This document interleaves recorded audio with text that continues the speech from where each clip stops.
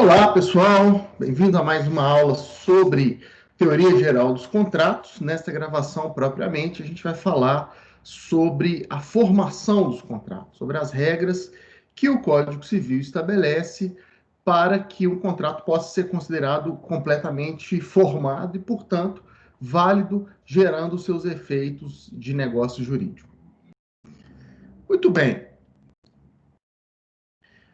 Analisando o que o Código Civil coloca para esse momento de formação dos contratos, a gente nota que há duas fases, ou que a formação de um contrato passa por duas fases.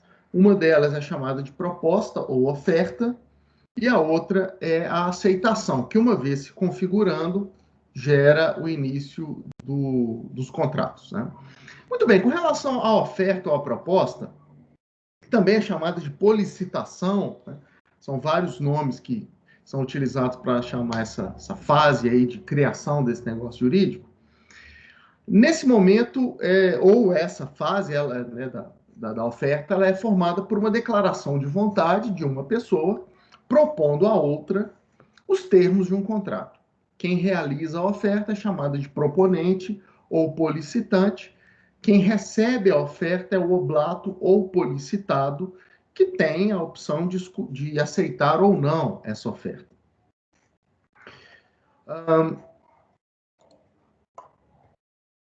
O Código Civil, ele não estipula, a princípio, nenhuma condição, nenhuma formalidade para que a oferta possa ser válida. O que é necessário é que haja uma declaração de vontade inequívoca, por escrito, verbalmente, por gesto. Como eu disse, não há exigência de formalidade para a validade dessa declaração de vontade especificamente. É preciso apenas que haja ali com clareza e com certeza a percepção de que alguém está oferecendo um contrato para uma outra pessoa. Uma vez isso se configurando, a oferta vai obrigar o ofertante. Ela, enquanto não temos a resposta do oblato, a oferta se constitui como uma declaração unilateral de vontade que vincula o contratante, né, e que fica preso a ela, está obrigado a manter essa proposta, pelo menos enquanto ela tem vigência, e é o próprio Código Civil que vai nos dizer até quando essa oferta prende o proponente a ela.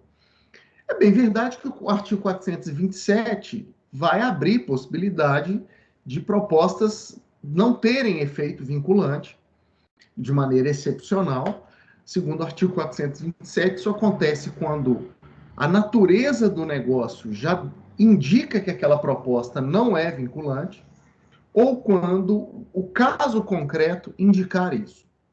A gente pode entender que a gente pode exemplificar essa informação, como, por exemplo, aquelas propostas que já trazem no seu próprio termo, nas suas próprias condições, a não obrigatoriedade ao proponente, né? Aquelas propostas que são realizadas com a ressalva de que a aceitação ou a celebração do contrato depende ainda de uma avaliação de crédito por parte do oblato. Muito comum naquelas ofertas que são realizadas a público, né? Mas vamos lembrar, isso apenas de forma excepcional, a regra básica é que a proposta, sendo configurada, e para que isso aconteça, basta apenas que se identifique a vontade de alguém propor o contrato a uma outra pessoa, vai, como regra, vincular esse proponente, que depois não pode, enquanto se aguarda a resposta do oblato, não pode simplesmente voltar atrás. Bom, mas, obviamente, a proposta não vai durar o tempo todo, não vai durar eternamente. A pessoa não pode ficar presa a uma oferta de contrato eternamente. O direito privado, ele sequer gosta, ele sequer lida bem com essas vinculações eternas. Não seria que, ao regular uma oferta contratual, que o direito privado iria criar uma vinculação eterna. O Código Civil toma cuidado de dizer quando que uma proposta deixa de ser obrigatória. Então, vamos retomar aqui. Alguém propõe um contrato a uma outra pessoa. Essa proposta, enquanto está em vigor, obriga o proponente que, enquanto a proposta não deixar de ter eficácia, de ter efeito jurídico, o proponente não vai mais poder voltar atrás. Agora a questão está com o oblato em decidir ou não. Há situações excepcionais que tiram essa força obrigatória, né, quando a própria proposta indica a não obrigatoriedade, quando circunstâncias do caso concreto indicam que aquilo é uma obrigação pontual, como ofertas feitas em caráter promocional. Mas, como regra, há essa obrigação até que aconteça um evento que elimina, que encerra a obrigatoriedade da proposta. Que evento é esse? Depende se essa oferta foi feita numa negociação entre presentes ou numa negociação entre ausentes. O Código Civil separa essas duas situações, esses dois contextos, mas não propriamente explica o que seria uma negociação entre presentes ou ausentes. Mas a doutrina já há muito tempo consolidou o que se deve entender por essas expressões e a definição delas não passa por estarem as pessoas na presença umas das outras ou não. Muito cuidado com essa terminologia. As pessoas tendem a imaginar que uma negociação entre presentes seria aquela que as pessoas estão na presença uma da outra. Não é verdade. Uma negociação entre presentes é aquela que se dá com uma comunicação instantânea. As pessoas conversam de forma síncrona. Alguém faz uma proposta, a outra pessoa ouve naquele mesmo momento e já é capaz de dar a resposta ao mesmo tempo. Isso acontece quando as pessoas estão na presença uma da outra, é verdade, mas acontece também quando as pessoas conversam, por exemplo, pelo telefone. Quando as pessoas conversam num chat pela internet, que ali tem uma comunicação também instantânea. Tudo isso configura uma negociação entre presentes. Veja aí uma foto no slide de uma moça conversando ao telefone. Isso é entendido como uma conversa síncrona, que caso esteja dando ensejo a uma negociação contratual, uma negociação entre presentes. Já a interação entre ausentes é aquela interação em que as partes não se comunicam de maneira instantânea.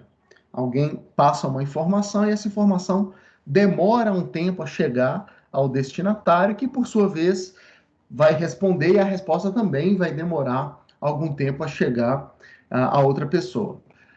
Uma situação muito conhecida de comunicação entre ausentes, a comunicação assíncrona, é aquela que dá, por exemplo, pelo correio. Há também a negociação que se dá, ou a comunicação que se dá por e-mail, que não deixa de ser também uma espécie de correio, mas é um correio eletrônico, né? A própria expressão assim identifica. Então a gente nota que essas propostas que nos são enviadas pelos correios, por exemplo, por prospectos de propaganda de supermercados, são propostas feitas entre ausentes. Inclusive, a segunda foto do slide, a foto que está à direita de quem observa o slide, né, mostra uma caixa de correio na qual foi depositada exatamente uma propaganda ali de uma loja, uma propaganda comercial, fazendo uma proposta assíncrona ao morador daquele local, que vai olhar aquele folder, aquele prospecto, e vai aderir a alguma daquelas propostas ou não. Bom, quando a negociação é feita entre presentes, quer dizer, pessoas que se comunicam instantaneamente, pelo telefone, pelo chat, por comunicadores instantâneos, que tem esse nome porque propiciam uma conversa de compreensão instantânea. Segundo o Código Civil, no artigo 428, inciso 1º, a proposta feita a uma pessoa presente deixa de ser obrigatória se não for imediatamente aceita. Então, feita uma proposta, vou olhar aqui, feita uma proposta a alguém numa negociação entre presentes, se a pessoa fica ali pensando ainda, não sei se eu vou aceitar, não sei se eu vou, quero pensar mais um pouco, ali já se considera a oferta tendo perdido seu efeito vinculante. uma negociação entre presentes, que as pessoas estão presentes pelo telefone, num chat, num comunicador instantâneo, alguém propõe o contrato a uma outra parte, se essa parte não aceitar imediatamente o contrato, não aceitar imediatamente aquela proposta, ela já deixou de ser obrigatória. Não é necessário que a outra parte tenha recusado a proposta. Basta o fato dela não ter aceitado imediatamente. Se eu ligo para você, faço uma proposta por telefone, e você diz, deixa eu pensar, vou pensar um tempo, se eu quiser, eu te ligo de volta. Ali ela já não aceitou imediatamente. Atenção, que se a pessoa me pede um prazo específico, aí eu sou obrigado a aguardar esse prazo. Se a pessoa diz, olha, eu vou pensar 2 horas, daqui 2 horas a gente volta a conversar. Essa pessoa pediu um tempo maior de vigência da minha proposta, e aí cabe a mim aceitar ou não. Mas se eu aceitar esperar por esse período, a minha proposta continua me vinculando, me obrigando durante aquele tempo. Enquanto a proposta é vinculante, se eu voltar atrás, eu vou ter que pagar perdas e danos ao oblato, eventuais prejuízos que ele tenha ao ter se preparado para firmar o contrato comigo, e enquanto a proposta ainda era obrigatória, ele responde aceitando, e aí eu me recuso a fechar o contrato. Isso é um descumprimento da declaração unilateral de vontade, que é a proposta, e gera obrigação de pagar perdas e danos, como acontece no descumprimento de qualquer obrigação no direito privado brasileiro. Muito bem, agora numa negociação entre ausentes, aí a gente tem alguns cenários possíveis e o Código Civil vai apresentar a regra de fim da obrigatoriedade da proposta para cada um deles. Primeira situação, uma proposta feita entre ausentes, por exemplo, por e-mail, uma postagem num fórum de um certo grupo de amigos, que depois aquilo vai ser lido pelas pessoas ao longo do tempo. Se essa proposta entre ausentes foi feita sem prazo, ela deixará de ser obrigatória se já tiver passado tempo suficiente para que ela fosse aceita e ninguém aceitou. Qual é o tempo suficiente? Depende de cada caso. O Código Civil não entra nesse detalhe propositadamente. Ele prefere que seja analisado caso a caso, a partir das circunstâncias de cada caso, mas vai depender do valor da proposta, do tipo de local onde ela foi postada. Algumas propostas por e-mail de valores mais reduzidos, elas podem ser respondidas em 1 dia, 2 dias. Se a gente verificar que uma proposta foi feita no e-mail, já se passaram 4, 5 dias, em muitos casos é possível a gente concluir que já decorreu o tempo suficiente. Claro que, como eu disse, depende muito do valor, né? Faz muita diferença para o tempo que o oblato precisa para pensar na minha proposta. Se eu estou propondo algo um contrato que vai lhe custar pouco esforço ou pouco dinheiro, R$ 20, R$ 50, ou um contrato, né, em que o oblato terá um esforço enorme para cumprir, uma quantia muito maior para despender 50 mil, 100 mil reais. Eu tenho que esperar muito mais tempo ao propor a venda de um imóvel a alguém do que se eu estou propondo a venda de um livro usado, né, que tem um valor muito mais baixo. Então, proposta entre ausentes feitas sem prazo, cada caso vai indicar qual seria um prazo cabível, um prazo viável para se esperar. Depois desse prazo, a proposta deixa de ser obrigatória. Se houver alguma divergência, eu entendo que já decorreu o prazo necessário, o oblato entende que não, que ainda há tempo suficiente, que a proposta ainda tem que ser obrigatória, o caso terá que ser eventualmente levado ao judiciário e o juiz vai bater o martelo, vai fechar a questão, concluindo se o prazo que já havia decorrido era suficiente ou não para liberar o proponente da oferta. Muito mais simples é quando a oferta é feita entre ausentes com prazo determinado. Eu posto num determinado fórum, onde ali eu converso por escrito com várias pessoas, uma proposta e digo que eu vou esperar a resposta das pessoas por 2 dias. Eu posto lá no fórum, prezados amigos, estou vendendo um livro de direito civil, quem quiser comprar, o valor é tanto, vou esperar 2 dias aqui é a resposta de alguém. Estou dando preferência para vocês que são meus amigos. Vou esperar 2 dias a resposta de vocês. Depois de 2 dias eu vou vender para uma livraria de livros usados aqui perto de casa. Nesse caso, é bem mais simples. A conclusão é dedutível até que o Código Civil vai nos dizer que, passado o prazo firmado pelo proponente de validade da sua proposta, ela perde a obrigatoriedade. Então, se eu disse que eu vou aguardar 2 dias a resposta de alguém, nesses 2 dias eu estou obrigado a manter a minha proposta. Qualquer um dos destinatários da oferta que manifestar a aceitação dentro desse prazo, eu depois não tem como dizer que eu mudei de ideia, que veja bem, não quero mais o contrato, porque eu estou obrigado àquela oferta que eu mesmo fiz. Passou o prazo que eu dei, aí eu já estou liberado. Se alguém me procurar aceitando essa proposta fora do prazo, eu já não sou mais obrigado a fechar o contrato. Aí é uma análise que eu vou fazer. Na verdade, se alguém aceita fora do prazo, o efeito jurídico dessa aceitação intempestiva é que ela vai ser considerada como uma contraproposta. Agora é aquela pessoa que está me propondo aquele contrato e cabe a mim escolher ou não.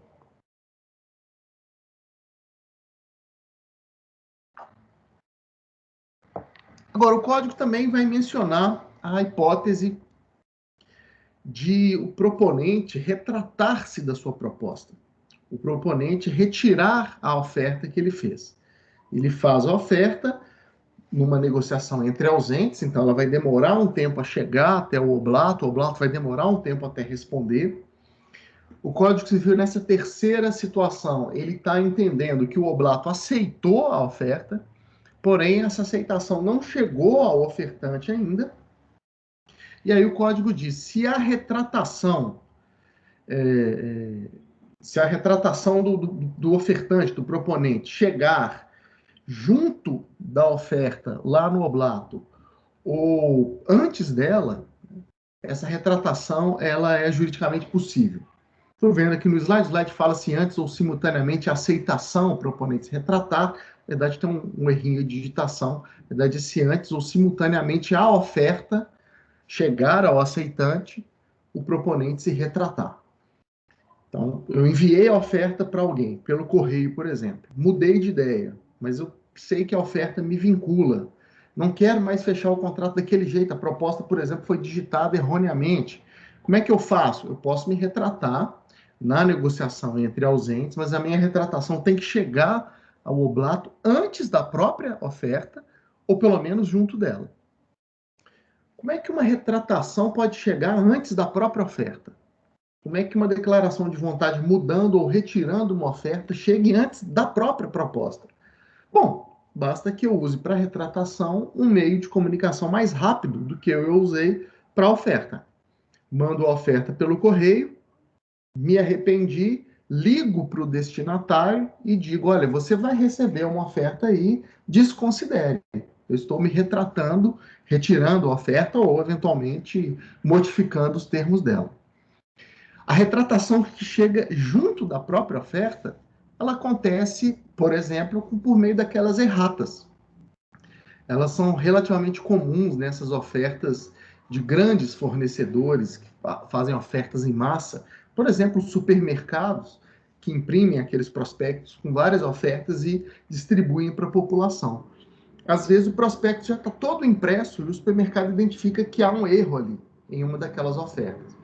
Ao invés dele jogar tudo aquilo fora, consertar o documento, imprimir tudo de novo, o supermercado prefere, porque fica mais barato, produzir uma errata. Ele faz um pequeno papel e ele diz: a oferta da página 10, na verdade, o preço não é X, é 2X.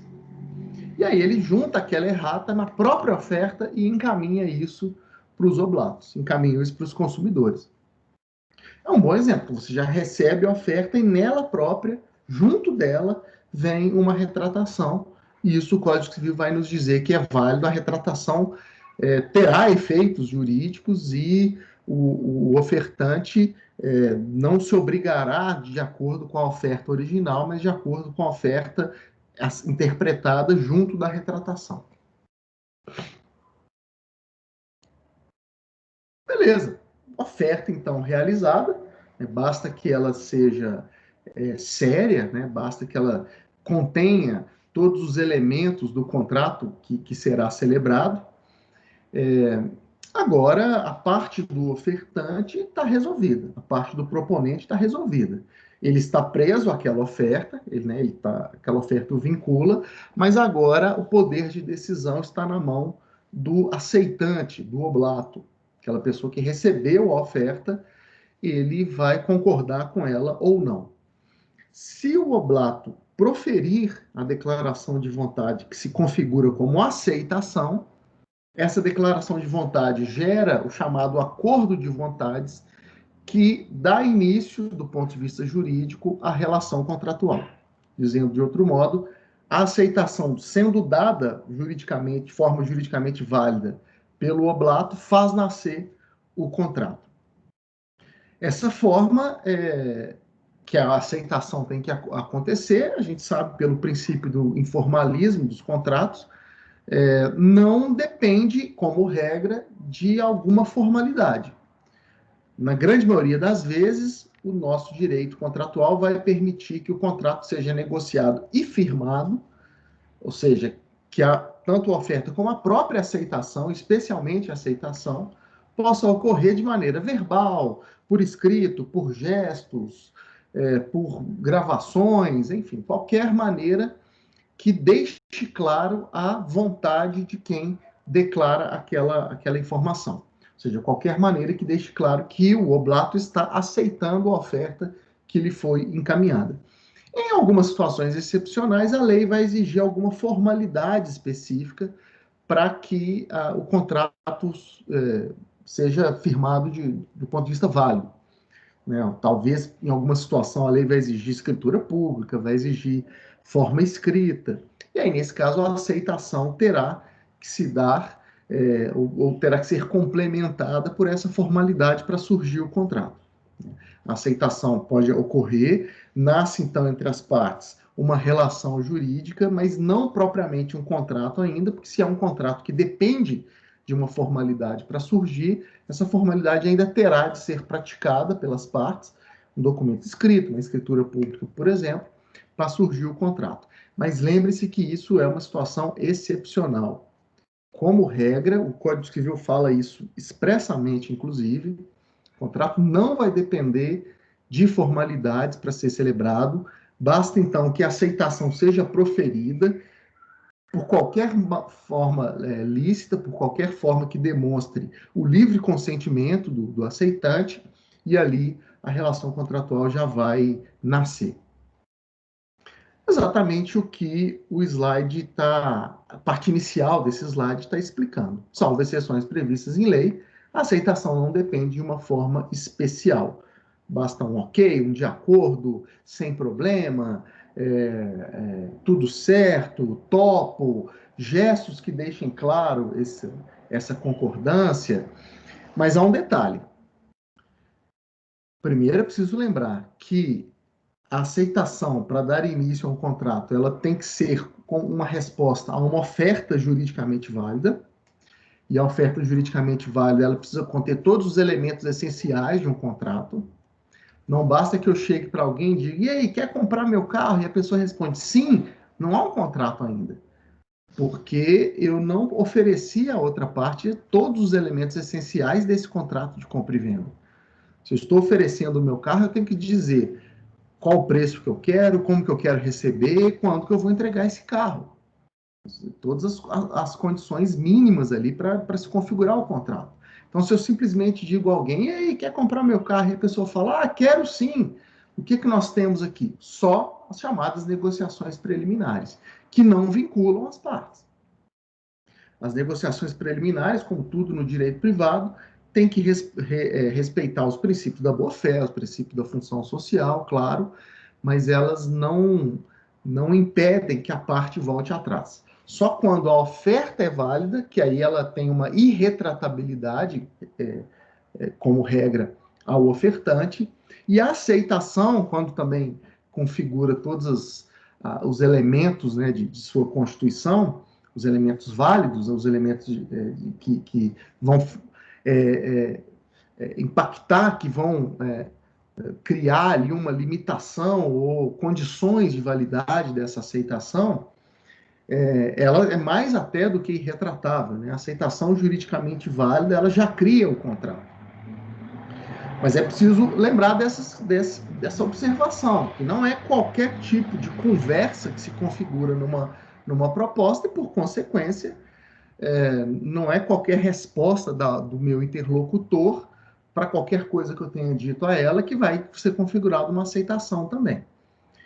Somente se for realizada uma oferta contratual é que a aquiescência da outra parte vai ser entendida como uma aceitação.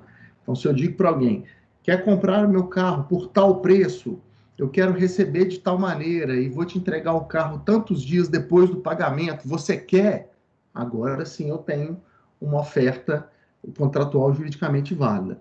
Nesse momento, se o meu interlocutor, de alguma maneira que seja, deixar clara a aquiescência, ali, a aquiescência dele, ali há, de fato, uma aceitação e, por consequência, um contrato, uma relação contratual em questão.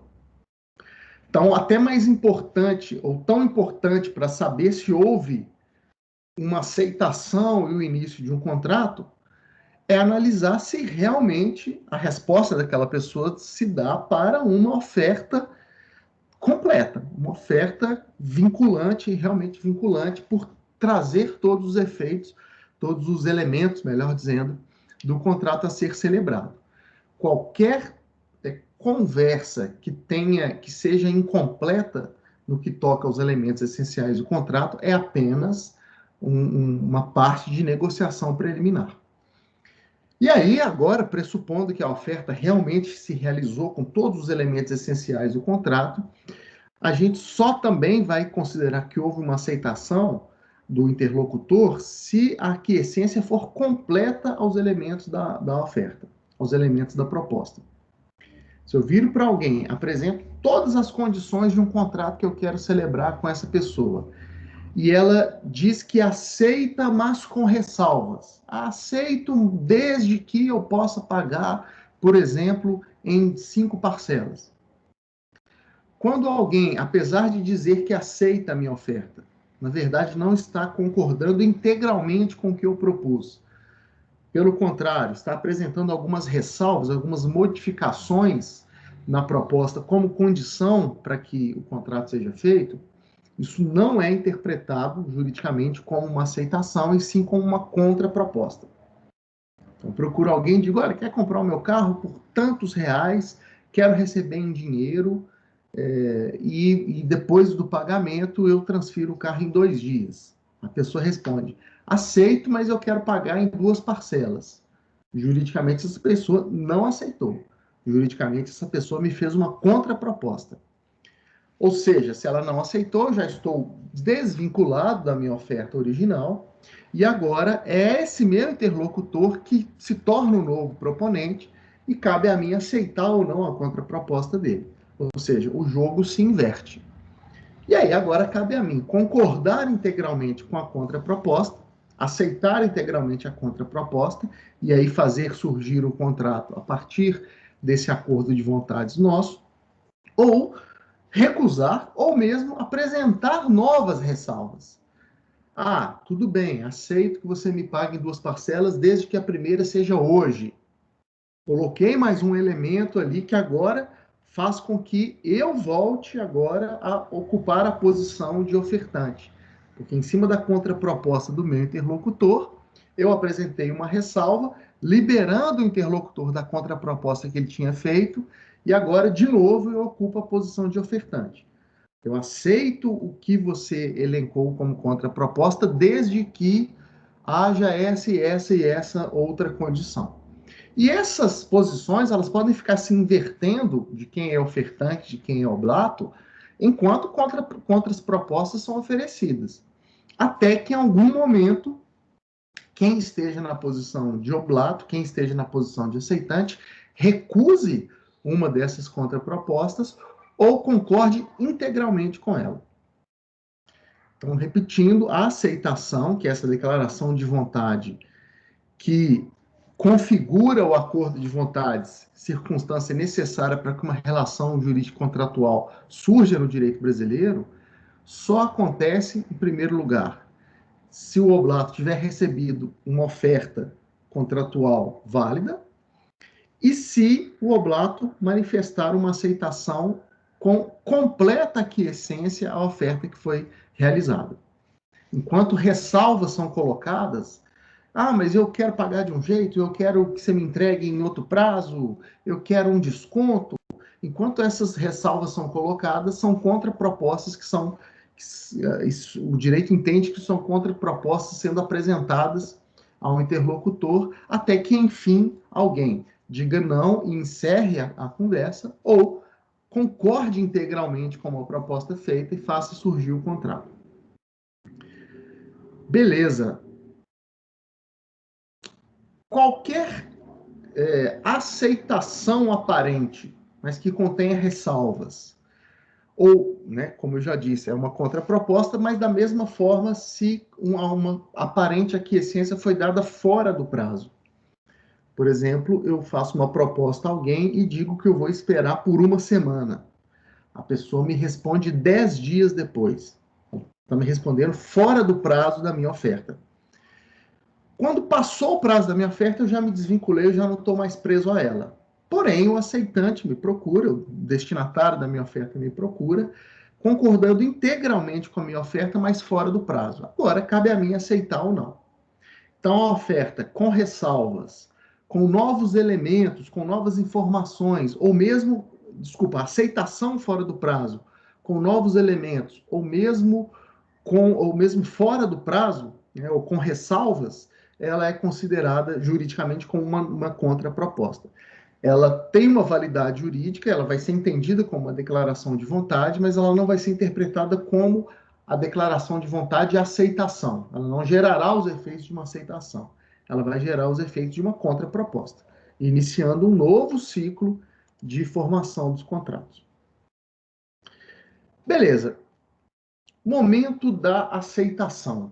Quando que a gente, então, já que a aceitação é tão importante, quando ela acontece, já surge o vínculo jurídico contratual, é importante, então, a gente saber com precisão o momento que a aceitação começa a surtir os seus efeitos próprios.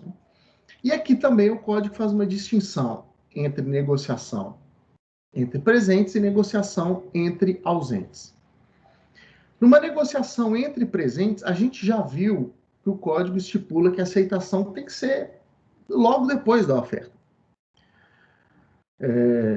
Até a foto do slide ilustra aquilo que eu já havia ponderado lá atrás. Numa negociação entre presentes, as pessoas estão numa comunicação simultânea, pelo telefone, por exemplo, feita a proposta ao destinatário, se ele disser, não sei, eu vou pensar, depois eu vejo. Isso entende-se que já não houve a aprovação, já não houve a aceitação, ali o ciclo de formação dos contratos foi interrompido. Se depois o destinatário procura o antigo ofertante para dizer, sabe aquela proposta que você me fez antes de ontem? Então, eu conversei com os meus familiares, eu vou querer. Ali já se trata de uma contraproposta. Mais uma vez, vou ressaltar, já havia dito isso lá atrás, vale a pena lembrar isso aqui de novo. Se o oblato, aquela pessoa que recebe a proposta, não é necessário que ela tenha rejeitado expressamente a oferta para que se encerre o ciclo de negociação, de formação dos contratos entre presentes. Basta que o oblato não aceite imediatamente, falando, depois eu vejo, cara, não vou pensar nisso agora, não, estou com a cabeça cheia, depois a gente conversa, deixa eu resolver aqui umas pendências que eu tenho, depois a gente volta a falar sobre isso. Se a aceitação, então, ou se a resposta do aceitante passa por isso que eu estou, por uma situação parecida a essa que eu estou exemplificando, significa que já não houve aceitação imediata, já não há ali um contrato em formação mais. Então, um oblato que está na dúvida, um oblato que está indeciso, na verdade, está deixando de ser oblato. Está saindo desse contexto de formação dos contratos. Também disse lá atrás, vale a pena lembrar, situação diferente é quando o oblato pede um prazo ao aceitante. Desculpa, ao ofertante. Situação diferente é quando o oblato pede um prazo ao ofertante. A pessoa recebe uma proposta numa negociação entre presentes e ela diz: eu vou pensar, me dá 2 horas, me dá um dia, me dá até semana que vem, me dá uma semana para eu pensar. Se o ofertante concorda com esse prazo pedido pelo oblato, aí ele vai ter que esperar o prazo chegar ao fim. Passamos a ter nessa situação uma oferta com prazo, e aí tem tempo de vigência, o ofertante ficará preso a ela durante esse tempo. Mas se não é esse o caso, se o oblato não pediu o prazo, ele simplesmente diz que não tem como decidir aquilo agora, ele diz que depois ele conversa, não aceitou, ofertante liberado, etapa de formação encerrada. Então, numa negociação entre presentes, qual é o momento em que se considera que a aceitação foi dada? Primeiro, quando a aquiescência completa aos termos da oferta é declarada pelo oblato, e desde que essa declaração tenha sido logo depois da oferta, ou dentro do prazo concedido pelo ofertante. E se for no dia seguinte? Se for no dia seguinte, é uma contraproposta. A menos que o ofertante tenha concordado em esperar por esse tempo.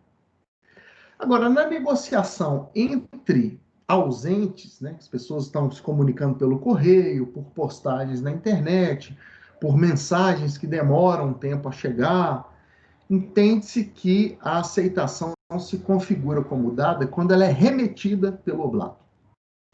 Então, eu mando uma proposta para alguém, por exemplo, eu posto num fórum da internet: olha, pessoal, prezados amigos, estou aqui, então, vendendo aqui os meus livros de direito civil. Quem tiver interesse, por favor, me procura. Só vendo a coleção toda junta, o preço é tanto, e vou esperar uma semana aí por eventuais interessados. Ou ainda que eu não tenha dado prazo na minha oferta. Fui lá, fiz a postagem, mas numa negociação entre presentes eu preciso esperar um tempo minimamente viável para as pessoas me responderem. Aí o João, né, um dos destinatários dessa mensagem, lê a mensagem, é um momento, decide que vai concordar com a oferta, vai comprar os meus livros, é um segundo momento. Ele redige a resposta, dizendo que quer comprar. Ele remete a resposta para mim.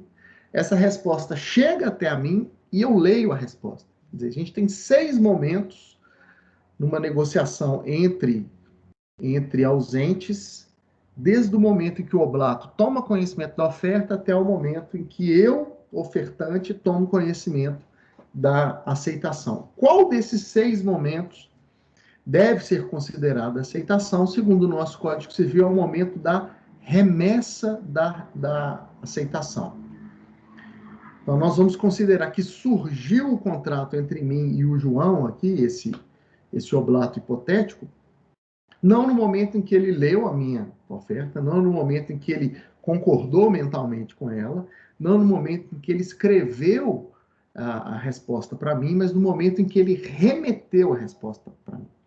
Se a gente está falando de uma negociação num fórum de internet, é no momento em que ele clica no botão enviar a resposta. Ali, naquele dia, naquele horário, ele deu a aquiescência, mesmo que eu, ofertante, ainda não saiba disso, naquele momento surgiu o acordo de vontades e a relação contratual entre nós. É curioso porque eu e o João, nesse exemplo, já estaríamos vinculados a um contrato de compra e venda, sendo que eu mesmo não sei disso ainda. Eu ainda vou demorar um tempo a ter acesso à resposta dele e para ler a resposta dele. Então, essa é uma regra bem peculiar que o Código Civil coloca, né? Porque ela estipula o nascimento de um contrato com uma das partes ainda não sabendo disso. Por isso é que é importante, numa negociação entre ausentes, o ofertante esperar realmente um tempo mais do que prudente ali para as respostas chegarem, porque se ele for muito apressado para se entender enquanto desvinculado daquela oferta, ninguém respondeu, já posso oferecer para outras pessoas, já posso retirar a minha oferta. Pode ser que alguém já tenha respondido, que o contrato já tenha nascido e ele agora está se precipitando em se considerar desvinculado. Ofertas entre ausentes, então é muito importante que elas sejam feitas com prazo, porque aí a definição do tempo que a oferta é válida é muito mais simples, ou que o ofertante seja realmente bem prudente nessa espera por uma resposta. Ele precisa lembrar que ele não tem que esperar somente que as pessoas tomem conhecimento da oferta, ele tem que esperar que dê tempo de eventuais aceitações chegarem a ele.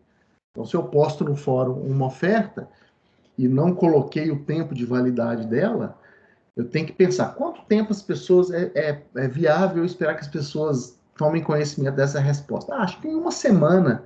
É natural que as pessoas demorem talvez até uma semana para acessar o fórum. Então, eu vou esperar até uma semana. Passou uma semana, bom, alguém pode ter concordado, agora eu vou esperar mais um tempo para essa resposta poder chegar até a mim.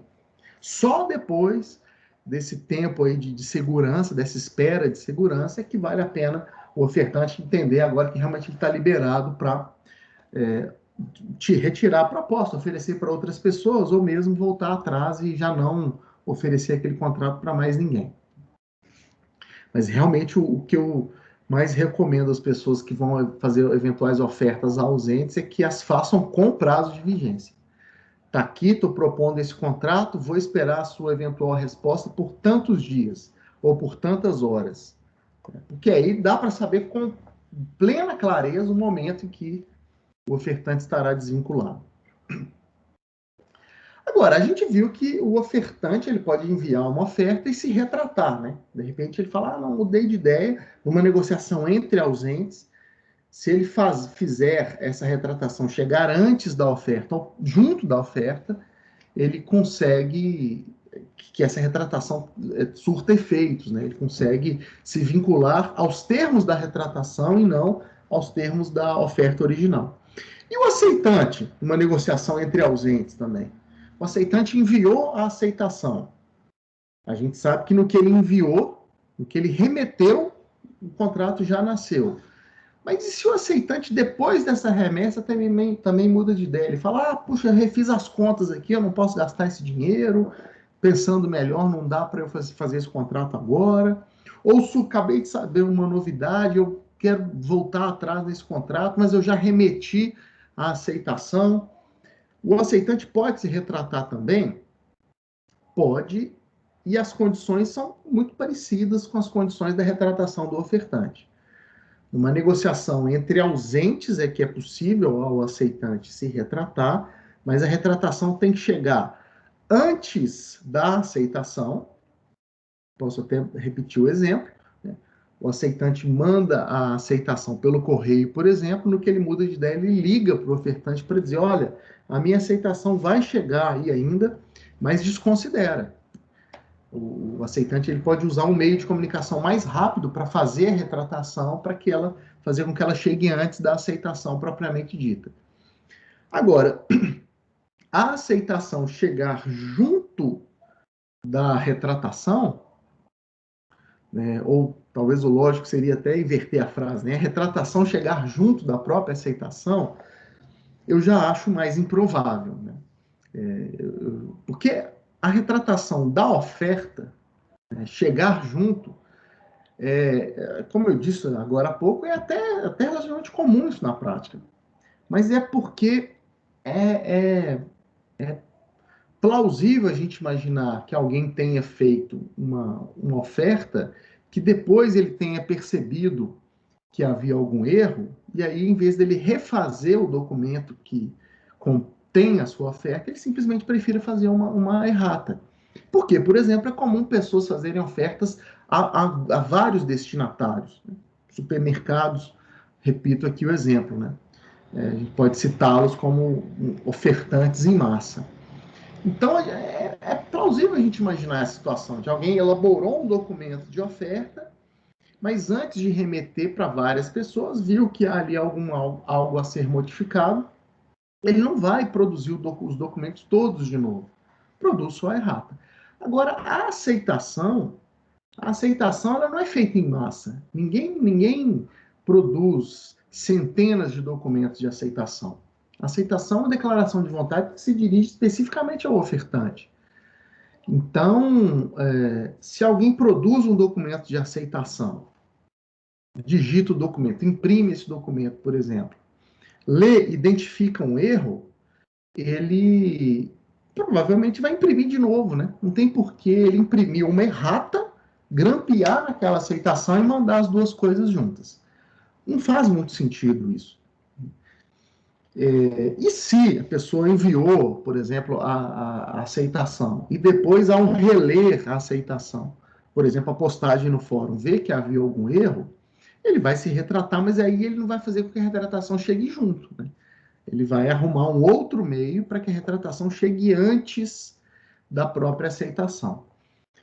De toda maneira, eu entendo o Código Civil, né? O Código Civil parece estar trabalhando com uma situação bastante implausível, mas que eventualmente pode até ser possível. Então, ele foi lá e permitiu a retratação dessa maneira, né? Chegando junto da aceitação. Mas isso já é uma situação bem mais incomum do que no caso do ofertante. A hipótese aqui seria quase numa coincidência, né? A aceitação está chegando ao ofertante e o meio de retratação, por coincidência, não chegou antes, mas chegou junto.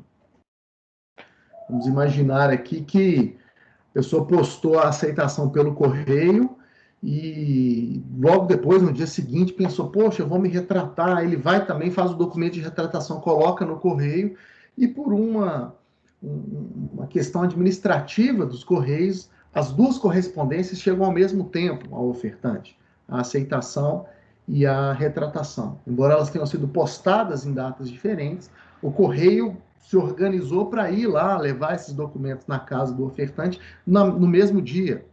Pode até acontecer. Em algumas localidades, o correio não tem uma dinâmica diferente, então ele vai juntar ali as correspondências todas, né, que foram postadas em diferentes dias, para levar todas no mesmo momento ao destinatário. Então, pode acontecer. Então, até por isso que o código vai dizer isso no artigo 433. Considera-se inexistente a aceitação se antes dela ou com ela chegar ao proponente a retratação do aceitante.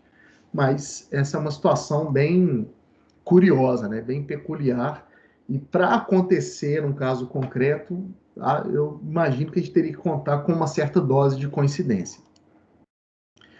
Beleza, então as etapas de formação dos contratos, pela teoria geral prevista no Código Civil, passam por essas regrinhas que a gente viu. Não são muitas, não são regras muito complicadas, mas mesmo assim é importante lembrar que as partes podem, num caso concreto, modificar essas etapas de formação se elas assim quiserem. Normalmente, as partes em negociações de direito privado até se falem do que o Código Civil fala sobre a formação dos contratos, porque, como eu disse, são regras bem satisfatórias. Mas se algum caso pontual, alguma parte ali entenda que, olha, eu vou querer aceitação de um certo jeito, só aceito ofertas de uma determinada maneira, as partes podem criar para si alguma regra complementar. Sempre bom lembrar que o Código Civil estipula, na maioria das vezes, regras de natureza supletiva, quer dizer, que as partes podem adaptá-las ao seu caso concreto se estiverem de acordo com relação a isso. Muito diferente das regras de direito público, que são de ordem pública, que a lei coloca daquele jeito e tem que ser daquele jeito, as partes não podendo modificar, aplicar de maneira diferente conforme as suas conveniências. Mas no direito privado, a lógica é diferente, no direito contratual mais ainda, no que toca à formação dos contratos em especial. Então, é possível combinar, como é até razoavelmente comum, aceitações, por exemplo, que vão acontecer pelo silêncio, né? Olha, eu te faço uma oferta e se você não recusar a oferta em tantos dias, eu vou entender que você concordou. E aí eu vou entender que nós temos um contrato entre nós. É claro que isso não vai ser viável nem recomendável em todas as situações. Tem que ser um caso muito específico em que isso se mostra, as circunstâncias daquele caso se mostrem adequadas.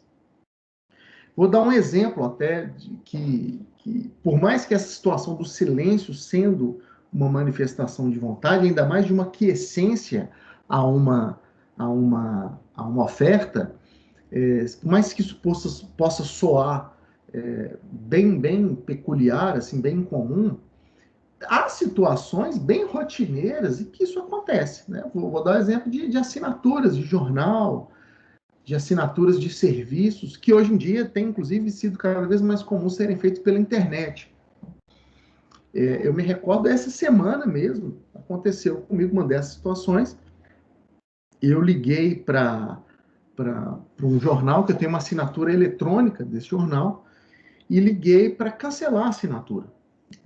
E aí os jornais eles tentam segurar o assinante de todo jeito, e aí a pessoa que me atendeu pelo telefone, o cancelamento tinha que ser pelo telefone, é uma conversa então entre presentes, a pessoa então me fez uma proposta de um novo modelo de assinatura em que eu pagaria um valor bem pequeno e que eu teria 6 meses para experimentar. Se eu gostasse, depois desses 6 meses, haveria então uma assinatura de um ano. E então eu concordei, falei, não, essa oferta me interessa, quero sim. Vejam, ele me ofereceu primeiro um contrato preliminar, né, um período de 6 meses de experiência.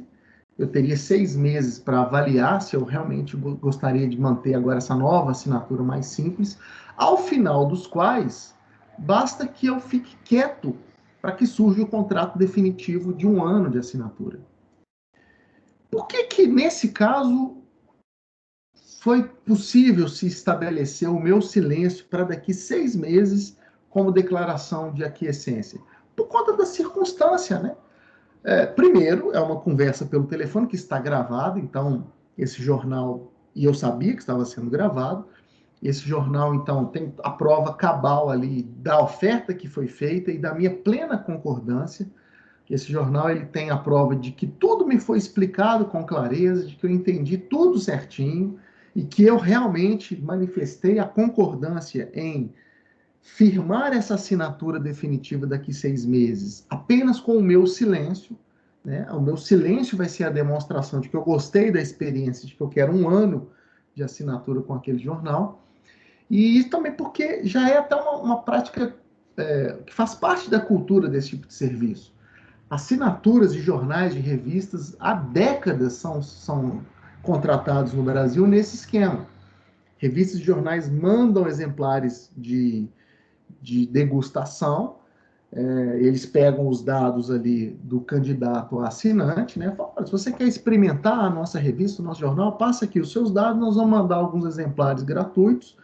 Depois de um tempo aí que você experimentar, se você gostar, a gente firma a assinatura, eu mando para você o boleto, ou eu debito no seu cartão de crédito as parcelas e está tudo certo. Se você não gostar, você nos procura e isso a gente não fecha a assinatura, não leva adiante.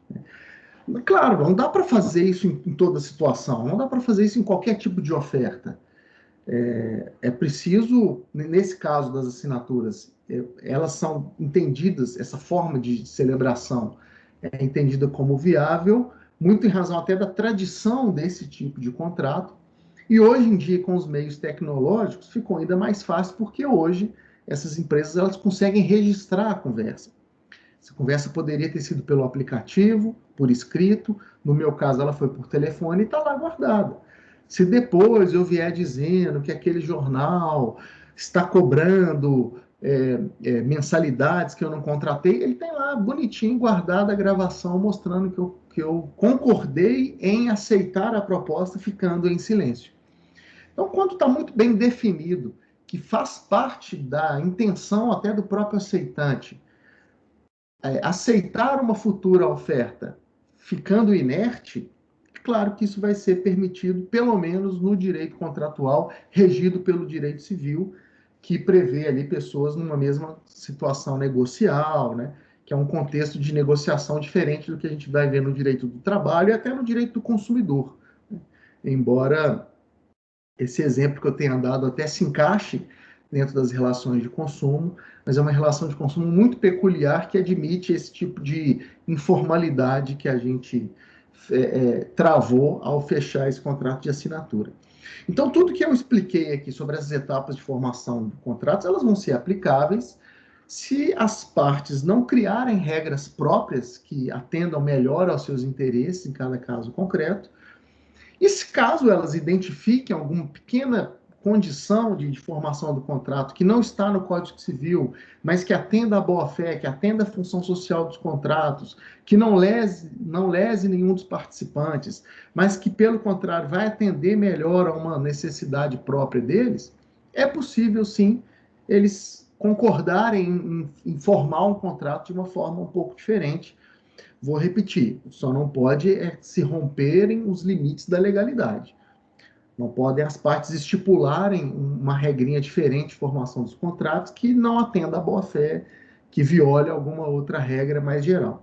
Mas se as partes não estão sendo lesadas, pelo contrário, elas vão ganhar com aquela regra própria só para eles, o Código Civil vai permitir essa inovação. Beleza? Obrigado, então, pela atenção, pessoal. Está finalizada essa exposição sobre a formação dos contratos.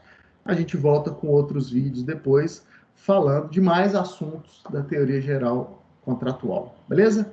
Obrigado, até a próxima.